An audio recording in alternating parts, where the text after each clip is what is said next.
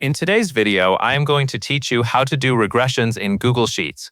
We will use quick formulas to calculate the key parts of a simple linear regression, including the slope, the intercept, the r-squared value, and a predicted y value for a specific x. Start by opening your Google Sheets regression file where your data is already set up.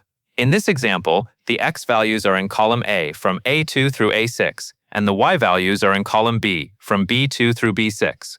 Before typing any formulas, click into the cell where you want each result to appear. As you move through the sheet, you will be clicking and highlighting the correct output cells, so your results stay organized and easy to read. First, calculate the slope. Click the cell for the slope result, then enter the formula equals slope with the y range first and the x range second.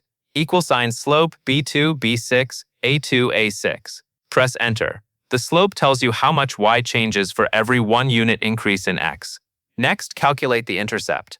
Click the cell labeled for the intercept result, then type equal sign intercept B2, B6, A2, A6, and press enter. The intercept is the value of y when x equals 0.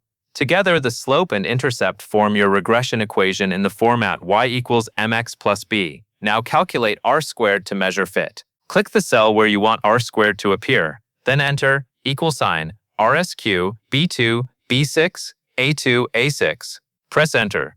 R-squared ranges from 0 to 1, and values closer to 1 mean the line explains more of the variation in your y data.